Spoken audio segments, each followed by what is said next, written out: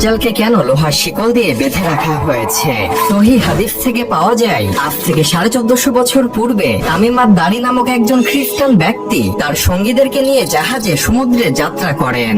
হঠাৎ সমুদ্রের মধ্যে ভয়ঙ্কর ঝড়ের কবলে পড়ে তারা পথ হারিয়ে ফেলে এবং তারা অজানা রহস্যময় একটি দ্বীপে পৌঁছে যায়। তামিমাত দারি ও তার সঙ্গীরা দ্বীপে নামার পর দেখতে পান একটি পশুর মতো অদ্ভুত চেহারার এক প্রাণী, যার গোটা শরীরে কালো পশম দিয়ে ভরপুর। প্রাণীটি বলে, আমি হলাম এখান করা গোয়েন্দা। প্রাণীটি তামিমাত দারি ও তার সঙ্গীদেরকে বলল, তোমরা ওদিকে ওই গুহার মতো স্থানটিতে যাও, সেখানে একজন ব্যক্তি তোমাদের জন্য অপেক্ষা করছে। তামিমাত দারি ও তার সঙ্গীরা সেখানে গিয়ে দেখলেন একটি বিশাল দেহের ব্যক্তি, যার হাত পা লোহার শিকল দিয়ে বেঁধে রাখা হয়েছে।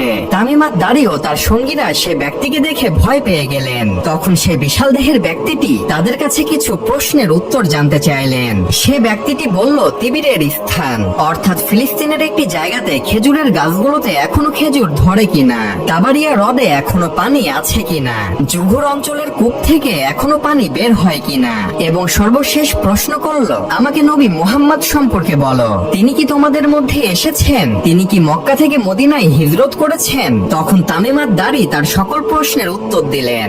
এরপর সেই বিশাল দেহের ব্যক্তিটি বলল, তোমাদের উচিত নবী মুহাম্মদকে মেনে নেওয়া, এতেই তোমাদের কল্যাণ রয়েছে। এরপর সে ব্যক্তিটি তার নিজের পরিচয় দিল। সে বলল, আমি হলাম দাজ্জাল। আমি এখান থেকে বের হবার অনুমতি পেলেই পুরো পৃথিবী 40 দিনে ভ্রমণ করব, তবে আমি মক্কা ও মদিনায় প্রবেশ করতে পারবো না।